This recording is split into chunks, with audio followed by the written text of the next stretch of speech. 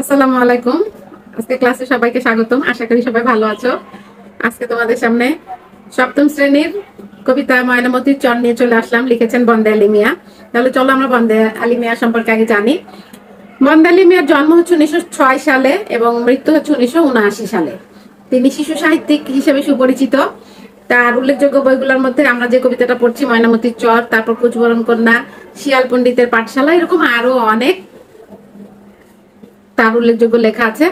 আমরা এরপরে যখন তোমাদের ময়নামতি চরের প্রশ্ন দিব, এখানে ওনার সম্পর্কে আরেকটু তথ্য দিয়ে দেওয়ার চেষ্টা করব। প্রশ্নের সাথে ময়নামতি চরের প্রশ্নের সাথে বন্দে আলী মিয়া সম্পর্কে আরেকটু তথ্য দিয়ে দেওয়ার চেষ্টা করব। তাহলে উনি কি হিসেবে সুপরিচিত? শিশু সাহিত্যিক হিসেবে সুপরিচিত। তারপরে ওনার যে কবিতাটা আমরা আজকে পড়বো সেই কবিতাটার নাম হচ্ছে ময়নামতি চর। এছাড়াও কুচবরণ কন্যা, শিয়াল পণ্ডিতের পাঠশালা, এরকম আরো অনেক সুন্দর সুন্দর রচনা উনি আমাদের জন্য করেছেন। এই কবিতায় পল্লী প্রকৃতির বর্ণনায় তিনি নিপুণতার পরিচয় দিয়েছেন। পল্লী প্রকৃতির এত সুন্দর বর্ণনা তিনি এই কবিতায় তুলে ধরেছেন, আমরা কবিতাটা পড়তে গেলেই বুঝতে পারবো। তাহলে চলো আমরা কবিতা পড়া শুরু করি। ময়নামতি চর লিখেছেন বন্দে আলী মিয়া। বলছে, এপারের এই বুনো ঝাউ আর ও পারে বুড়ো বট, ও পারের বুড়ো বট, মাঝখানে তার আগাছায় ভরা শুকনো গাঙের তট। বলতেছে নদীর দুই ধারের বর্ণনা দিচ্ছে। বাংলাদেশ নদীমাতৃক দেশ। আমরা এই নদীবহুল দেশে বসবাস করি। আমরা এই নদীর চর কেমন হয়, নদীর দুই তীর কেমন হয়, নদী কেমন হয়, আমাদের খুব সুন্দর ধারণা আছে নদী সম্পর্কে। তোমাদেরও সবার অনেকের হয়তো সৌভাগ্য হয়েছে নদীতে ঘোরার, নদী দেখার, বা নদীর পাড়েই হয়তো অনেকের ঘর বাড়ি। তোমরা অনেক কিছু জানো নদী সম্পর্কে। তো আজকে আমরা যে ময়নামতির চর কবিতাটা পড়ছি সেটা পদ্মা নদীরই একটা অংশ থেকে এই চরটা জেগে উঠেছে। তো বলছে যে দুই পারের বর্ণনা দিচ্ছে এই চরের। এক পারে বলতেছে বুনো ঝাউ গাছ আছে, আর আরেক পারে কি আছে? বুড়ো বট গাছ আছে। মাঝখানে তার আগাছায় ভরা শুকনো গাঙের তট। গাং বলতে নদীর যে শুকিয়ে গিয়েছে এই শুকনো অংশটাকে গাং বলছে। এই নদীর তট এখন আর পানি দিয়ে ভরা না, এখন হচ্ছে আগাছা দিয়ে ভরা এই তটটা। এরই উঁচু পারে নিত্য বিহনের আঙুল দিয়ে দিয়েছে চাষি, কুমিরেরা সেথা পোহাইছে রোজ শুয়ে শুয়ে পাশাপাশি। বলতেছে এই যে আগাছায় ভরা হয়ে গিয়েছে চরটা, নদীর যে পানিটা ছিল সেটা শুকিয়ে গিয়েছে। এর মধ্যে কি করছে চাষিরা? নদীর দুই চরে চাষবাস করছে। কি দিয়ে? নাঙল দিয়ে জমি চাষ দিচ্ছে। এবং যখন পানি থাকে নদীতে তখন কি হয়? কুমির একপারে থেকে ওঠে, নদীর ভিতর থেকে উঠে একপারে এসে রোদ পোহায়। হ্যাঁ, শুয়ে পাশাপাশি রোদ পোহায়। কুলে কুলে চলে খরসোলা মাছ, দাড়ি কানা পালে পালে, ছো দিয়ে তার একটারে ধরি গাংচিল বসে ডালে। বলতেছে যখন দুই কুলে হালকা পাতলা পানি থাকে, অল্প পানি থাকে, তখন কি করে? তখন হচ্ছে খরসোলা মাছ আর দাড়িকানা মাছ দল বেঁধে চলে। আমরা নদীতে খেয়াল করে দেখেছি বা খাল বিলে খেয়াল করে দেখেছি, মাছ, দেশি মাছ, ছোট মাছগুলো কিন্তু দল বেঁধে একসাথে চলে। তো যখন এইভাবে দল বেঁধে তারা পানির মধ্যে দিয়ে চলতে শুরু করে, তখন কি করে? গাংচিল উপর থেকে এসে সে মাছ কি করে? তার ঠোঁট দিয়ে সে শিকার করে। সেই মাছ ঠোঁট দিয়ে শিকার করার পরে সে মাছটাকে আঁচড়ে তারপরে একটু মরা বা একটু তার যে তাজা অবস্থাটা থাকে সেটা নষ্ট করে ফেলে। নষ্ট করে ফেলার পরে সে কি করে? তার বুক, তার লেজ, তার মাথা, এগুলো সে খুব সুন্দর করে বসে খায়। এই জন্য বলছে কুলে কুলে চলে খরসোলা মাছ, দাড়ি কানা পালে পালে, ছো দিয়ে তার একটারে ধরি গাংচিল বসে ডালে। ছো দিয়ে গাংচিল একটা নিয়ে কি করে? ডালে বসে পড়ে। ঠোঁট চেপে ধরি আছাড়ি আছাড়ি নিস্তেজ করি তার। ঠোঁট দিয়ে চেপে ধরে আর আছাড় দেয়। আছাড় দিয়ে দিয়ে মাছটাকে নিস্তেজ করে ফেলে, মানে মরার মতো করে ফেলে। মুড়ো পেটি লেজ ছিঁড়ি একে একে গিলিয়া গিলিয়া খায়। মুড়ো খায়, মুড়ো হচ্ছে মাছের মাথাটার কথা বলছে। হ্যাঁ, পেটি মাছের পেটের কথা বলছে। লেজ ছিঁড়ে ছিঁড়ে কি করে? গিলে গিলে ওই গাংচিল ওই মাছের খায়। পরের অংশে দেখো কি বলছে, এর কিছু দূরে একপাল গরু বিচরিছে হেথা সেথা। বলতেছে এর কিছু দূরে একপাল গরু কি করছে? হেথা সেথা মানে এদিক সেদিকে ওরা বিচরণ করছে। শিঙে মাটি মাখি দড়ি ছিঁড়ি সার, চলেছে স্বাধীন চেতা। বলতেছে ষাঁড় যে গরু থাকে সেই গরুর ষাঁড় কি করে? দড়ি ছিঁড়ে সে স্বাধীন চেতা ভাবে ঘোরাঘুরি করতে করতে তার যে বড় বড় শিং থাকে সে মাটির সাথে গুতোগুতি করে সেই শিঙে মাটি মেখে ফেলে। মাথা নিচু করি কেউ বা ঝিমায়, কেউ বা খেতেছে ঘাস। বলছে গরুদের মধ্যে কেউ মাথা নিচু করে ঘুমাচ্ছে, আবার কেউ ঘাস খাচ্ছে। শুয়ে শুয়ে কেউ জাবর কাটিছে, ছাড়িতেছে নিঃশ্বাস। গরুরা কি করে? শুয়ে শুয়ে ওই যে চাবাতে থাকে, যে ঘাস খায় সে তারা ওটা হজম করার জন্য চাবাতে থাকে, ওইটাকে বলছে জাবর কাটা। গোচরি পাখিরা ইহাদের গায়ে নির্ভয়ে চলে ফেরে। গোচর পাখি এখানে যে পাখিগুলো ওই গরুর গায়ের উপরে চড়ে বসে, বসে গরুর গায়ে, গোচর পাখি বলছে, গরুর গায়ের মধ্যে নির্ভয়ে তারা উঠে বসে, বসে কি করে, উকুন আঠালু টুকরিয়া খায় লেজের পালক নেড়ে। গরুর গায়ে যে উকুন থাকে, আঠালু থাকে, সেগুলো তারা কি করে, ওই পাখিগুলো টুকরিয়ে টুকরিয়ে খেতে থাকে। বক পাখিগুলো গোচর পাখির হয়েছে অংশীদার। ওই গোচর পাখিগুলোর সাথে কি করছে, বক পাখিরাও অংশীদার হয়েছে, হয়ে ওই গরুর গায়ে বসছে, বসে উকুন আর আঠালো ঠুকরিয়ে ঠুকরিয়ে খাচ্ছে। শালিককে বলি করেছে ঝগড়া, কাজ কিছু নাই তার। বলতেছে শালিক পাখি কি কাজ, শালিক পাখি কি করছে, দূরে একটু গরু থেকে একটু দূরে সে শুধু লাফালাফি কিচির মিচির করছে। ওই শালিকের কিচির মিচিরকে 2 শালিক 3 শালিক একসাথে কিচির মিচির করছে, এটাকে এখানে লেখক বলছে ঝগড়া শুরু করে দিয়েছে শালিক পাখি। এরপর বলছে নতুন চরের পলি জমিটাতে কলই বুনেছে যারা, যারা ওই যে নতুন চর জেগেছে, ওই নতুন চরের যে জায়গাটুকু, ওই জায়গাটুকুতে কলই বুনেছে। কলই হচ্ছে এক ধরনের শস্য, যেমন আমরা কলইয়ের ডাল খাই, ডাল হিসেবে এটা আমরা খাই।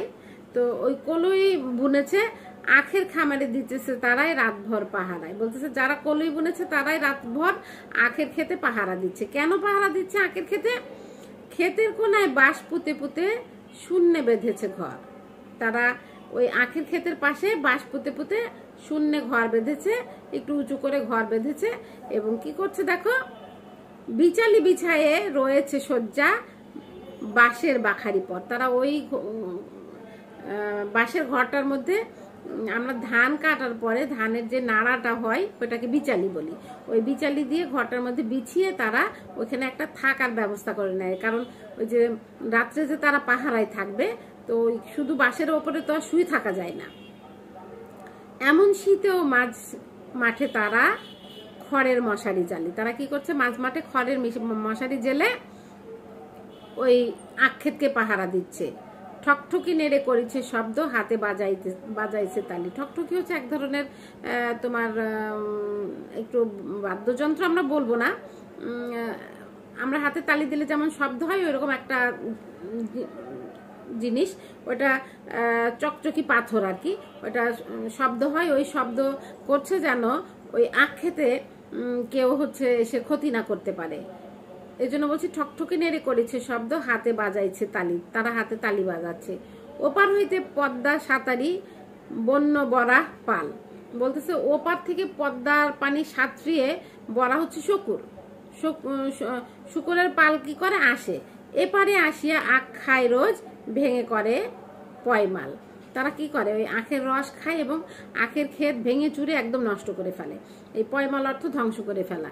তাহলে আমরা এই কবিতাটার মধ্যে কি দেখতে পাচ্ছি, কবিতাটার মধ্যে আমরা দেখতে পাচ্ছি যে পদ্মা নদীতে একটা চর জমেছে, চর জেগেছে। এই চরের 2 পাশে আবাদি জমি হয়েছে, কৃষকরা এখানে চাষবাস করছে। তারপরে এখানে যখন পানি থাকে তখন কুমির এক চরে ওঠে, উঠে রোদ পোহায়। তারপরে কিছু গরু রাখাল নিয়ে ওইখানে চরে, গরু চড়ায়। গরুরা কি করে, কখনো ঘাস খায়, কখনো বসে ঘুমায়, কেউ আবার জাবর কাটে। আবার কিছু পাখি আছে, গোচর পাখি, তারা গরুর গায়ে এসে বসে, বসে গরুর গায়ে যে উকুন আছে বা আঠালো আছে ওগুলো ঠুকরিয়ে ঠুকরিয়ে খায়। এই গোচর পাখির সাথে বক পাখিগুলো কি করে, অংশীদার হয়। তারাও এসে কি করে, গরুর গায়ে বসে। আর পাশেই শালিক পাখি খেলা করে। শালিক পাখি কি করে, শালিক পাখি ঝগড়া করতে থাকে। শালিক পাখির আর এই খাওয়া দাওয়ার দিকে খেয়াল থাকে না, সে শুধু ঝগড়া করতে থাকে।